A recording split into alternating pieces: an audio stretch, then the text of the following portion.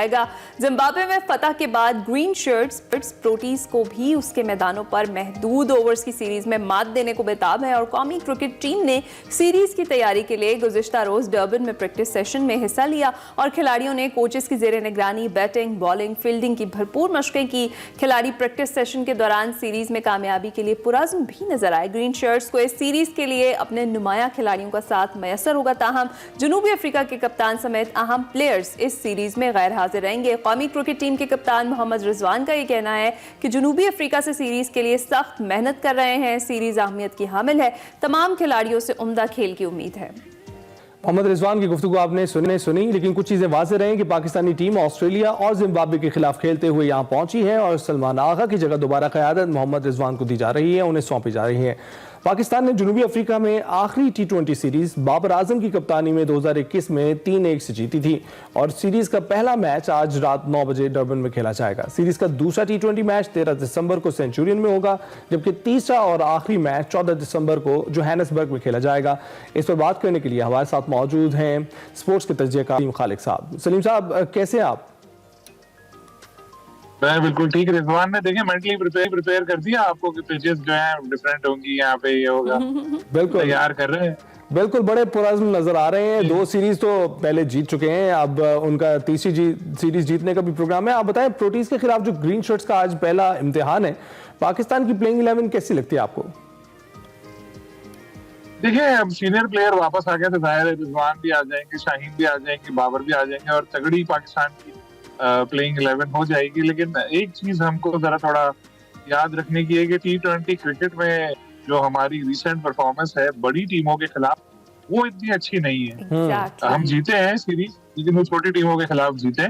तो अब जो एक बड़ी इंपॉर्टेंट सीरीज है, कंडीशंस मुश्किल है और टीम भी मुश्किल है, तो ये एक इम्तिहान होगा पाकिस्तानी प्लेयर्स का। लेकिन खास तौर पर एक चीज का ख्याल रखना पड़ेगा इनको कि जदीद क्रिकेट खेलना पड़ेगी। वही दिफाई फॉल में चले गए तो मुश्किल का सामना करना पड़ेगा। जो ऑन पेपर हमारी टीम नजर आती है बहुत स्ट्रॉन्ग लग रही है और हमेशा की तरह लकीली आप देखें पिछले कुछ सालों से यही चल रहा है कि जब कोई पाकिस्तान की बड़ी सीरीज आती है तो हरीफ टीम के कई प्लेयर जो है अचानक किसी न किसी वजह से बाहर हो जाते हैं। इसे लक कह लें हम अपने बॉयज की।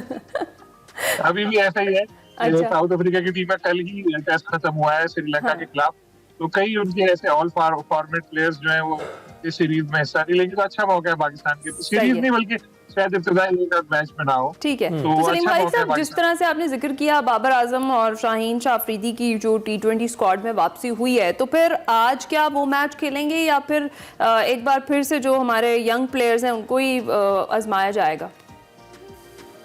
नहीं, यंग प्लेयर को जितना आजमाना था आजमा लिया। बाबर में अभी साउथ अफ्रीका के खिलाफ सीरीज है, इंपॉर्टेंट सीरीज है, यहाँ पर तो जाहिर है हमें फुल स्ट्रेंथ के साथ जाना चाहिए। और बाबर है, शाहीन है, रिजवान ने भी रेस्ट किया था जैसे, तो एक स्ट्रॉन्ग टीम के साथ जाना चाहिए। स्ट्रॉन्ग टीम के खिलाफ जब बच्चे हो तो जाहिर है फिर उनके खिलाफ बच्चों को खिलाना चाहिए। साउथ अफ्रीका और जैसी टीमों के खिलाफ फिर तजुर्बात नहीं होते, यहाँ पर तो जो आपकी बेस्ट पॉसिबल 11 है उसी को मैदान में उतारा जाता है। अच्छा, आपको लगता है सलीम साहब कि इस बार जिन खिलाड़ियों को रेस्ट करवाया गया था, अमूमन गुस्सा एक दूसरे पर निकालते पहले दिखाई देते थे अपने बयानों के जरिए, अपनी स्ट्रेटजीज के जरिए, अब वो बल्ले के जरिए वो गुस्सा निकाल सकेंगे पिच पर आने के बाद?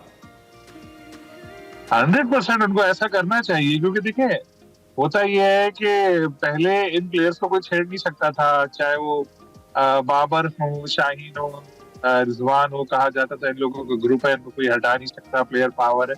लेकिन पीसीबी ने फिर इनको बिठाया, रेस्ट दिया, इनको एहसास दिलाया कि जी कोई भी नागुज़ीर नहीं है, क्रिकेट में रिप्लेसमेंट सबकी मौजूद है, ज्यादा हारेंगे कोई बात नहीं। तो इसके बाद फिर इनको मौका मिला है, तो अब इनको परफॉर्म करके दिखाना है कि जी हम अभी भी टीम के लिए बड़े इम्पोर्टेंट हैं और हम अच्छा परफॉर्म कर सकते हैं। तो ये एक अच्छा मौका है इन लोगों के लिए भी। और अब भूख बढ़ गई होगी, बाबर में भी रन घर बैठ के, शाहीन में विकेटों की भूख बढ़ गई होगी घर बैठ के, तो अभी आएंगे तो होपफुली एक मुख्तलिफ रूप में नजर आएंगे और ज्यादा अच्छा खेलते नजर आएंगे। ठीक है, जिस तरह से बाबर आजम भी मोहम्मद रिजवान की गुफ्तगू हमने सुनी, वो यही कह रहे थे कि माजी में कौन जीता कौन हारा इससे कोई फ़र्क नहीं पड़ता, आज की परफॉर्मेंस मैटर करती है। अगर माजी में देखें तो आखिरी T20 सीरीज़ जो थी वो पाकिस्तान ने जनूबी अफ्रीका से बाबर आजम की कैप्टनसी में जीती थी। फिर आज हमारी रिजवान से भी ज़्यादा तवक्कुआत हैं और उम्मीदें हैं, तो क्या लगता है आपको कि मोहम्मद रिजवान की कैप्टनसी में कैसी होगी ये वाली सीरीज़? रिजवान बहुत अच्छे कैप्टन है, नो डाउट, और वो अपने आप को मनवा रहे हैं आहिस्ता आहिस्ता। और PSL में भी उन्होंने अच्छी तरह से कैप्टनसी की थी, प्लेयर्स उनकी इज्जत करते हैं, तो बड़ी गेम अवेयरनेस है उनको, और खुद भी अच्छे परफॉर्मर है। तो ऐसी सारी चीजें जो एक अच्छे कैप्टन के जरूरी होती है, वो सारी खूबियां रिजवान में मौजूद हैं। और होपफुली उनकी जेर क़यादत पाकिस्तान टीम अच्छा परफॉर्म करेगी साउथ अफ्रीका के खिलाफ, और उनको प्लेयर्स को मैदान में लड़वाना आता है, आपस में नहीं हरीस के खिलाफ। सारी चीजें बड़ा इम्पोर्टेंट होती है। चलें, ये तो प्रोटीज के खिलाफ हमारा जो मुकाबला है उसका तजिया आपने पेश किया। अब ये बताइएगा कि चैंपियंस ट्रॉफी में क्या होने वाला है? कल ऐलान होने वाला है चैंपियंस ट्रॉफी कब कैसे खेली जाएगी? देखें, अब तो मेरे ख्याल है आप भी तंग आ गए होंगे। चैंपियंस ट्रॉफी का कल ऐलान होगा, परसों होगा, 7 तारीख को होगा, 9 तारीख को होगा। इतनी खबरें आई, इतनी खबरें पिटी कि अब इसमें लोगों ने बात करना छोड़ दिया। मैं देख रहा हूँ 2-3 दिन से मीडिया में भी इतनी चैंपियंस ट्रॉफी के हवाले से खबरें नहीं है।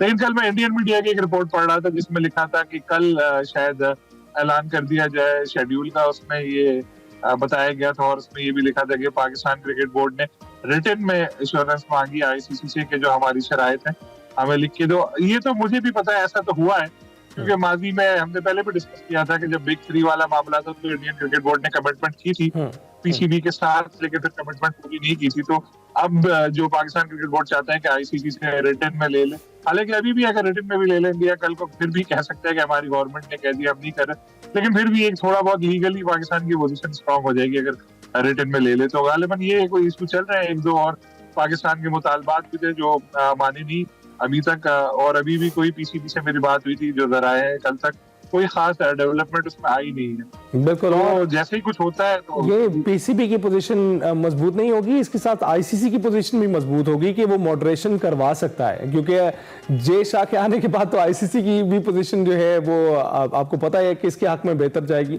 लेकिन अभी उम्मीद ये करते हैं कि चैंपियंस ट्रॉफी जो है वो किसी नतीजे पर पहुंच जाए और फिर शुरू हो जाए, क्योंकि बहुत कम वक्त रह गया है। बहुत शुक्रिया सलीम खालिद साहब, आपने इतना तजिया दिया। आज प्रोटी से मुकाबला होने वाला है और we wish our team best of luck कि जिस तरह से वो पहले सीरीज जीते आए हैं, पहले ऑस्ट्रेलिया में कारकर्दगी दिखाई, जिम्बाब्वे में दिखाई, अब साउथ अफ्रीका के खिलाफ भी दिखाएंगे।